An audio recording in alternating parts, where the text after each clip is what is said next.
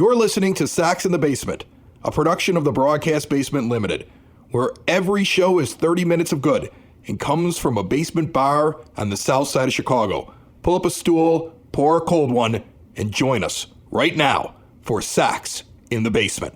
Heard everywhere podcasts can be found, and always at soxinthebasement.com.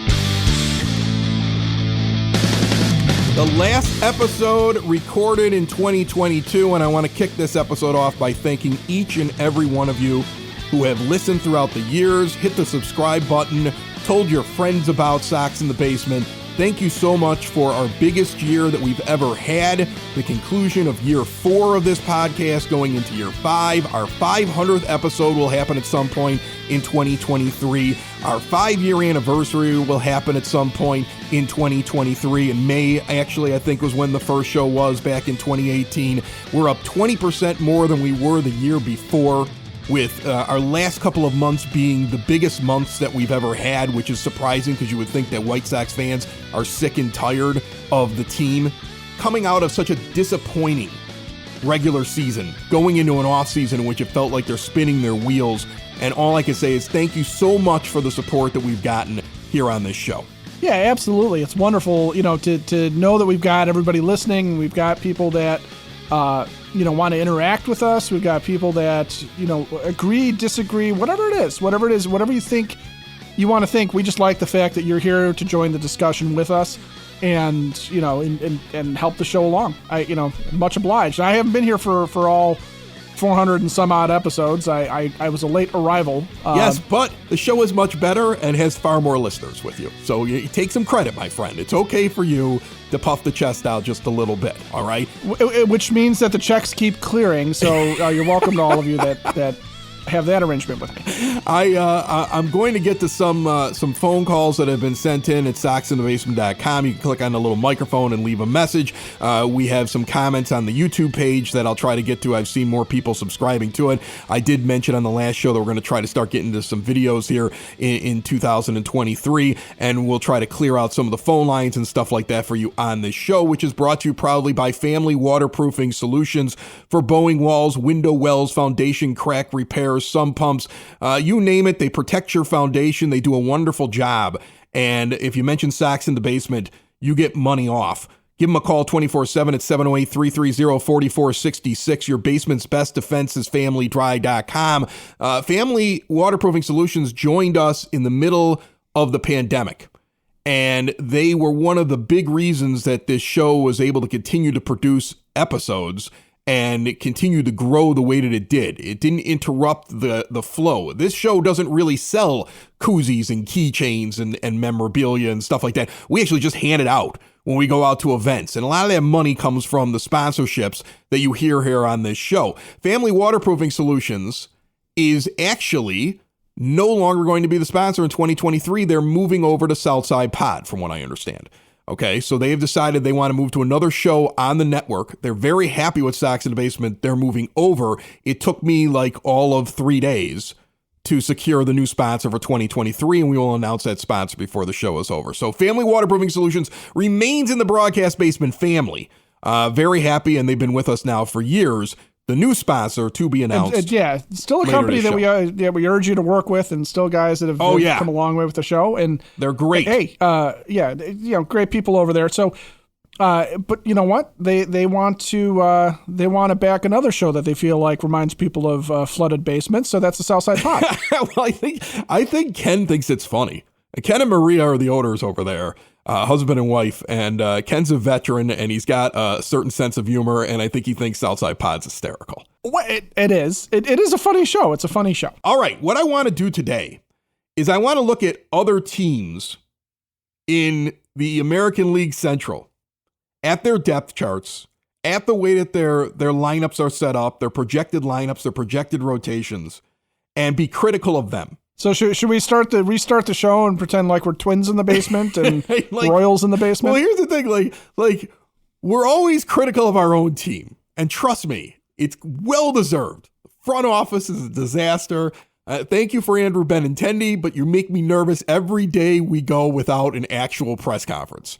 Like, I'm starting to become worried at this point. let's have some fun looking at other teams at the end of the year. Yeah, let's be critical of everybody else in the division. I like this. I like this idea. We'll start at the bottom. Royals or Tigers, you take your pick, Ed. What do you want to look at here first? Oh, let's start with the Tigers. Okay, let's start with the Tigers. I would rather start with the Royals. Well, here's why. The Tigers is going to be a short discussion.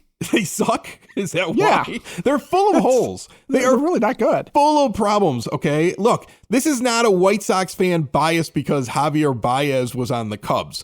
Javier Baez is an all-or-nothing swing through the pitch, try to kill it type ball player. And he makes some really good defensive plays, and I wouldn't hate him on my team as a second baseman. I really wouldn't. But they basically have him lined up right now, I think, to play short this year. I don't know if he's the greatest shortstop in the world. He's definitely not a good bat. And I don't think that he's the answer to a team. And when I look at this team, I see a lot of guys that have a couple of things they do well, but they're not very well rounded. Like Austin Meadows is a platoon player. That's how Tampa Bay used him. He always sits against left-handed pitching. He's not even going to be in there against righties if you're using him properly. Kerry Carpenter's the same way, lining up as their DH. Right. He's a platoon guy, an all-or-nothing guy. Miguel Cabrera.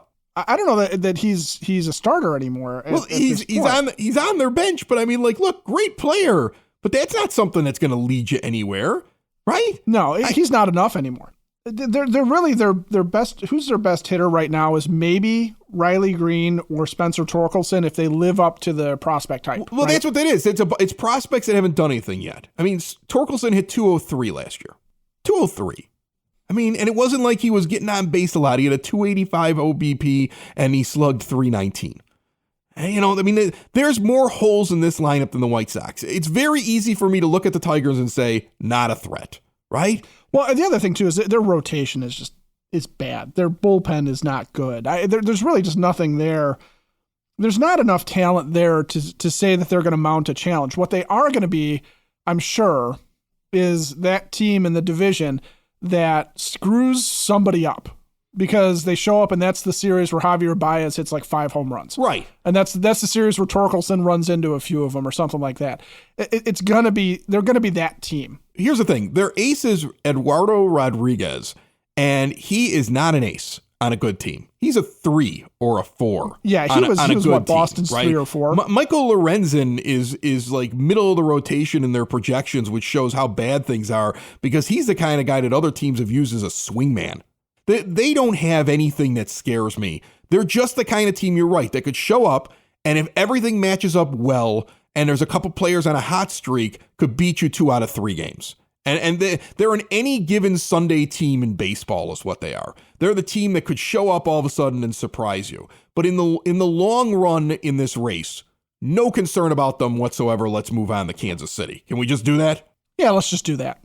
I like Kansas City's youth.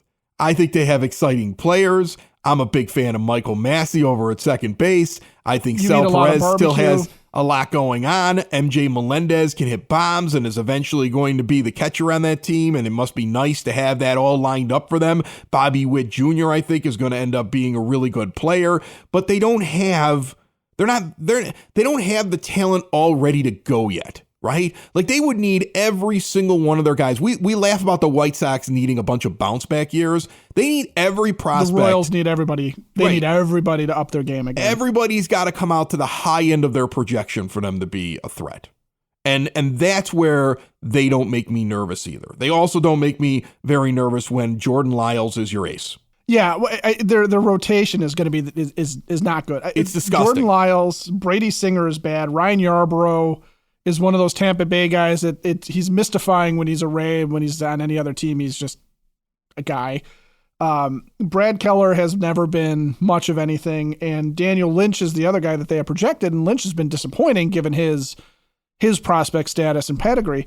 But really, this team, what scares me about them is that Melendez, Witt, Vinny Pasquantino, to a certain extent, Drew Waters and Nicky, maybe, I don't know if I'd put Nicky Lopez in there, but these are guys, Michael Massey, these are guys that have only had their cup of coffee. They've just had their early stage run, and so we have not seen their top end yet. So we don't know what the Royals lineup could be, and based on what the talent level was for these guys in the minors, this could be one of those lineups that's just really hard to get through. And if you don't have your A game as a pitcher, they could knock you out and not have to worry about whether or not you can touch Brady Singer's sinker because, frankly, you're already down 8-0 in the second inning.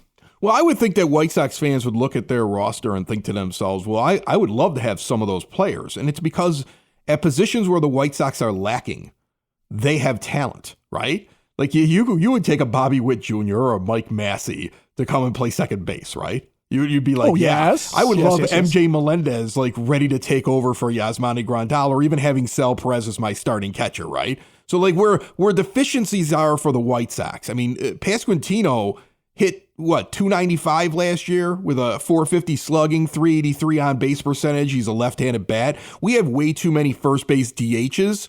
So he doesn't exactly fit, but you could make the argument like, I don't know, maybe I'd like to have him on my team somewhere in there based upon what the White Sox have. Take him or Gavin Sheets. Right, but here's the thing. Here's the flip side.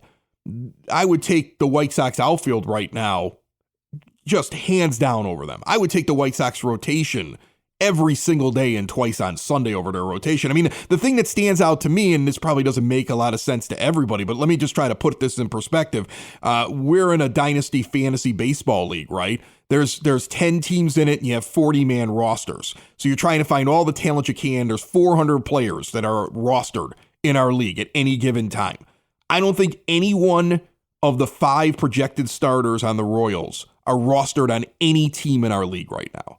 That's how little people think of them currently or even as a future player. I do have Brady Singer on the roster. I do have Brady Singer on the roster only because somebody else in the league has offered to potentially trade for him. So if I can get something useful out of him, I'm going to take that chance when we have our winter meetings. But is he a guy that I'm relying on in any stretch? No, he is purely... You're holding on to him because he was a first-round pick in 2018 and you're thinking maybe he becomes something. And because last year he had a decent run. I mean, he did have a 3.23 ERA.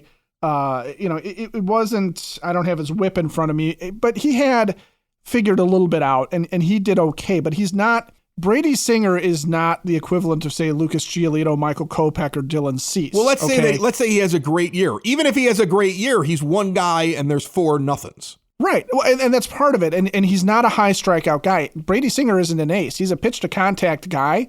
So really what you're saying is the best starting pitcher that the Royals have really probably is effective because they have an infield defense where they're basically playing 3 shortstops at any given time because their third baseman is Alberto Mondesi, who is a shortstop by trade. Nicky Lopez is a shortstop by trade, and then Bobby Witt is a shortstop by trade. So they have a great infield defense potentially with a lot of range there. So a guy like Singer who pitches to contact and gets ground ball outs, his effectiveness, I think, is tied to the fact that for the first time last year, they rolled out lineups that could catch the ball on the infield and weren't relying on Hunter Dozier, who is kind of a Dr. Strangeglove at third for them, to try and get outs and stuff like that. So yeah, the Royals don't scare me because if you asked me to put Brady Singer into a playoff rotation, I wouldn't.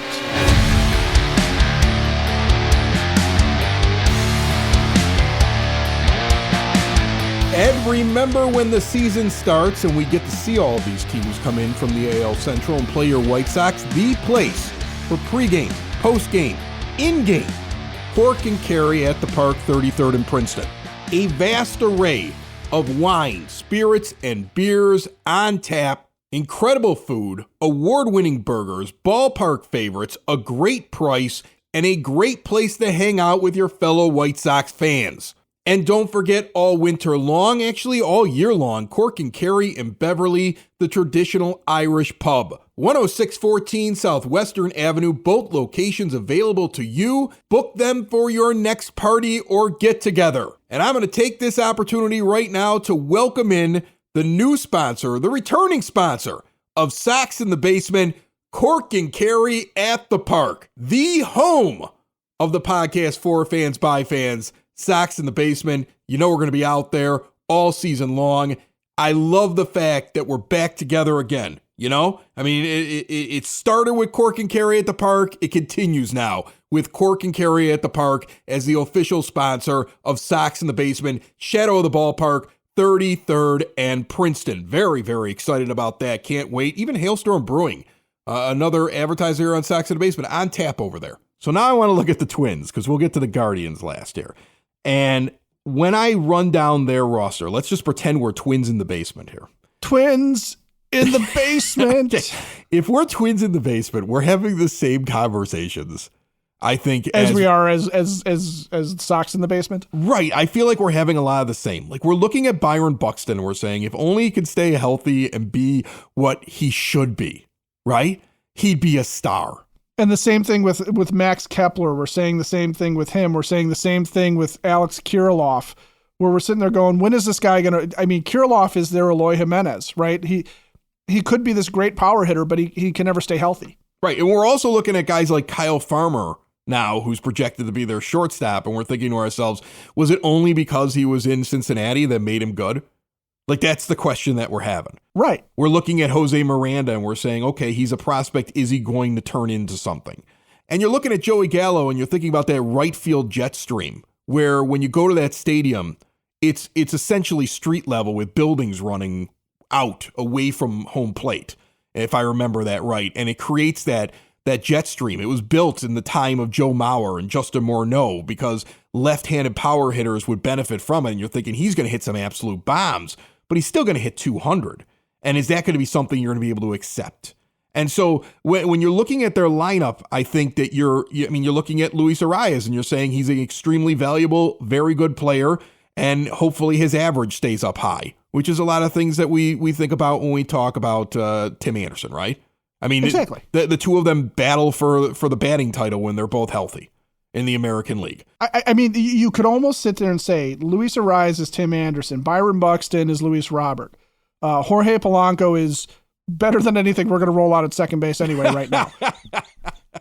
But, Max Kepler is essentially Gavin Sheets. Jose Miranda is Andrew Vaughn. I mean, it's almost like they could play each other in a sitcom about these two teams. Yeah, they're similar teams. They really are some similar teams. I mean, I don't know if I'd want to go into the season the way that they're projecting it. They're saying Nick Gordon's the DH. They're hoping that's Kirilloff. They're hoping Kirilloff is healthy and another left-handed bat that can come in and hit the ball deep.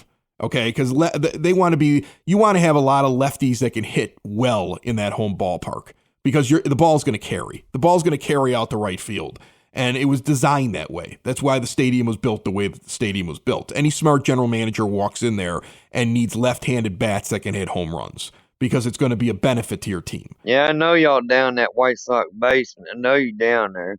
I'm going to say Happy New Year, Christmas, and Happy New Year. That phone call, any guest that comes into Sox in the Basement, brought to you proudly by the Village of Lamont. Want to experience a downtown with real history, great eats and drinks, and green spaces filled with adventure?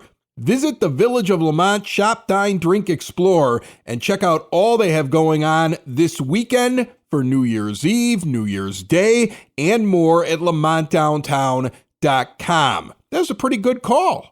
Didn't get weird at all. Last 2 weeks, it was talking about Chris Sale, and I saw a post just a few minutes ago about Chris Sale, and I'm going to give it to him. Last show of the year. Let's go get Chris Sale. I mean, the Sox in no way are going to get Chris Sale, but sure, sounds like a good idea.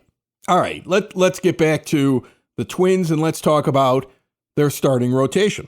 I'm going to say the same thing, really, that I'm going to say. It's not as bad as what the Royals are. It's not as bad as what the Tigers have. But the Twins don't have what the White Sox have.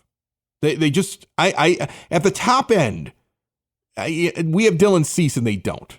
I think Mike Clevenger is going to have a better season than 4 of the guys out of the 5 on this roster. I put money down on it. I sit there and absolutely right. Well, look at the rotation. Sonny Gray. People remember Sonny Gray as an ace, but he's 33 years old. He's had a lot of injury history. You can ignore his stint with the Yankees because it just didn't pan out for him. But Sonny Gray is not Dylan Cease, okay, by any stretch of the imagination.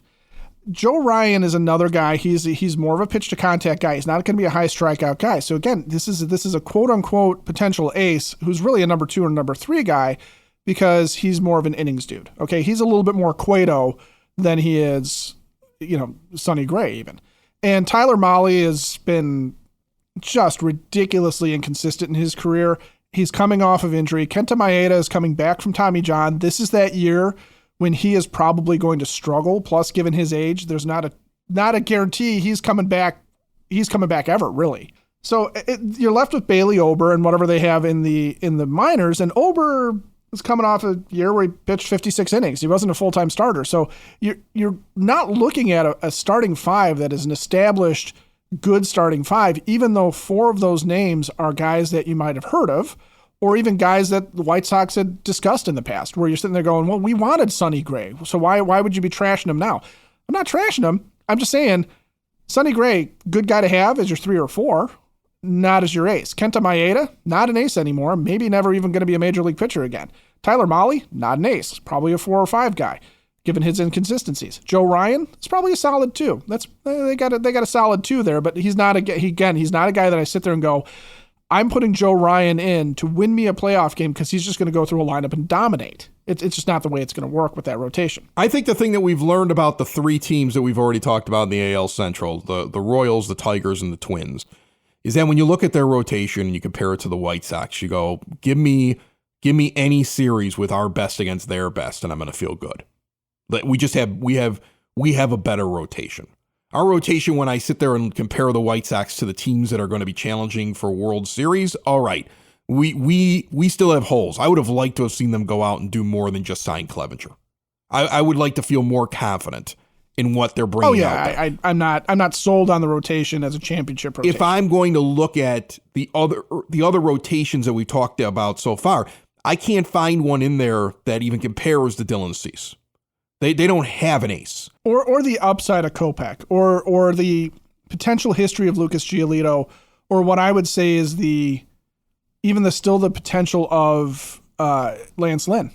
Right. I didn't even mention Lance Lynn. I mean, Lance Lynn is a guy who, if he's healthy and he's taking care of that big frame of his and he shows up, there's another one. They don't have a guy like that. None of these teams have a guy like Lance Lynn. So yeah, this rotation that the White Sox have is so much better than what those 3 teams are bringing out, and pitching matters, especially in the long haul. Again, it always matters, can you stay healthy? But it's very easy to shoot holes in these teams. The team that it's hard to shoot as many holes in is the team that won the division last year. The Guardians aren't a joke. No, this is a team on the rise. Right. It isn't entirely because Tony La Russa was a terrible manager and that the roster wasn't put together properly by Rick Hahn and Kenny Williams that the Guardians won the division last year. The Sox definitely gave them more of an opportunity, but they were going to be a good team all year, and now they're a year removed from it. You actually know what some of these young players are, and unless there's a drop-off from players that played well, who could very well continue to develop and get better, this team is more dangerous. And I'll start this time around with the rotation because Shane Bieber is a legit starting ace pitcher. Oh, yeah. Okay. And so they have that. Tristan McKenzie has pitched extremely well. And he had a very good year last year. And you sit around, you look at, well, what could Kopech be? Well, Tristan McKenzie is a valuable, good pitcher. Cal Quantrill's a good pitcher. Aaron Savali, I don't know. That was an off year last year. He had a lot of injuries. Here's what worries me about Aaron Savali is he was a very good pitcher, and he was a very solid pitcher, especially as a 3 or 4 starter, okay, on a rotation that has championship aspirations. He had wrist, finger, and shoulder problems last year, and that's a lot to overcome for any pitcher, and he still tried to fight through some of it because the Guardians are in contention. If he's healed up and he goes back to being what he was, now you're 4 deep. Sox in the Basement listeners, do the hard work. And if you're a hard-working man or woman on the South Side, you need to be outfitted properly. And that's why you should visit Red Wing Shoes in Evergreen Park, New Lenox, and Geneva. A work boots specialty store that carries sizes from 6 to 16 and feet as wide as 4E. A 115-year-old company that came out of Red Wing, Minnesota. And one of its largest stores in the entire Midwest is in Evergreen Park, Illinois, ever since 1976. When you're on your feet, the footwear is everything. So why not get an expert fitting? They warranty, repair, and offer free conditioning with laces. And they also carry Carhartt work clothing as well. Located at 3347 West 95th Street in Evergreen Park, Illinois, at 208 East Maple Street on Route 30 in New Lenox, or at 1749 South Randall Road in Geneva. Visit them today. You work hard. You've earned it. Red Wing Shoes. If I'm a Guardians fan, I'm happy with my rotation right now. Especially because Zach Plesac, who we didn't even mention, right, is a guy that, as of a couple of years ago, teams were looking at going, this guy's really got something too. And not just because he's Dan Plesac's nephew. So you have a starting five right there that I think as a Sox fan, I would sit there and say, if any one of them landed in this rotation, I'd be good with it. This is a real rotation. And so if I'm a Guardians fan, I'm satisfied with my starting rotation going into the season. And I don't think that they got too overworked in the postseason either. That can happen when a team goes really deep into the postseason. They win in 2 games against Tampa Bay, and then they go 5 games and lose in 5 to the Yankees. And it's not like they went all the way through. Their guys should be ready to go. I'd be really confident about it. And then when I look at their lineup, they also may have. We didn't really talk about the Twins bullpen, which might be sneaky good, but it's possible that the Guardians have the best closer in the American League. I know White Sox fans don't want to hear that. He is. I know. All the love to Liam Hendricks at this point, but it's hard to compete with 42 saves, a 136 ERA, and a guy who's throwing consistently 100 miles an hour. I mean, Hendricks is not quite fireballing at the level that Emmanuel Clase. Instead of going to Target, you're going to Target. It's Emmanuel Clase, not Clase. Clase. So he's not Clase. He was worth more. He was worth more wins above replacement than Liam Hendricks last year. So yeah, I think that's a fair thing to say. Yeah. So you got that. Now looking at their lineup, let's take it from the stance of if I'm a Guardians fan. Right. Josh Bell being added into the lineup makes me happy because I already watched this lineup play well. You didn't tinker with the lineup too much. You brought in a guy that you don't really need to rely on his defense because he's probably the DH. He's not really taking anybody's job. I don't think that's what the plan is for him. Well, even if he plays first, all you're doing is moving Josh Naylor to DH or Josh Naylor to the outfield. They could be doing that, but here's the thing. However they decide to play it, and he is kind of a defensive butcher, but wherever they decide to play him, he had a really good season before he went to the Padres. And sometimes when a guy gets traded mid-season into a new situation, into a new locker room with a lot of pressure, it doesn't work out as well as if he would have started the season with that team. So if I'm a Guardians fan, I'm saying if he could be just his median, he's a great addition to your team. And you have to think, if you're a Guardians fan, you're coming off of winning the division. You beat the White Sox like a drum all year. You aren't afraid of the White Sox in any way whatsoever. The White Sox choked constantly against you last year. Okay, May 9th. That's my birthday. I remember watching that birthday game and the Sox up by all those runs. And then the Guardians come roaring right back. And that's how they feel about you. So if I'm a Guardians fan, I'm like, my rotation's going to be better just because Zavale is going to not have all the injuries and we're just good. And we added Bell into our lineup. And we may not even be done yet. And we're the champs. And we took the Yankees to 5. My focus isn't even on the Central. I'm winning the Central.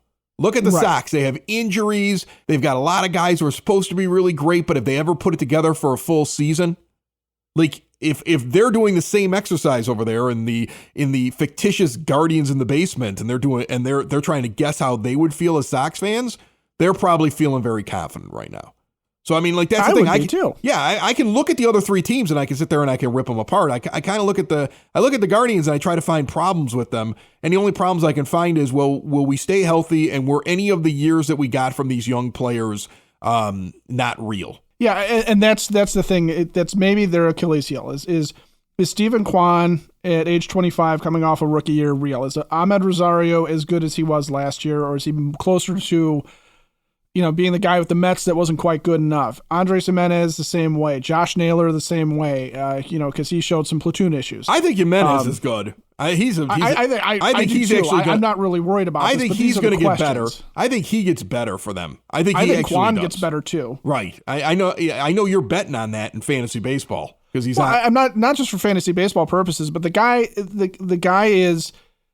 His profile lends himself to be Tim Anderson, Luis Arraez, going after the batting title type of guy, and he's coming off of a rookie year where he hit 298. He had a prolonged slump in the middle of it too. So their big hole, as we're looking at Fangraphs, is Mike Zunino as catcher. But if you go down to their bench, Bo Naylor, who's Josh's brother, is actually one of their top prospects. Is a very good hitter, right, and is a guy that they're expecting to kind of step in and have the same kind of rookie season that, say, Steven Kwan did or Oscar Gonzalez did, or, as they continue to churn and bring guys up.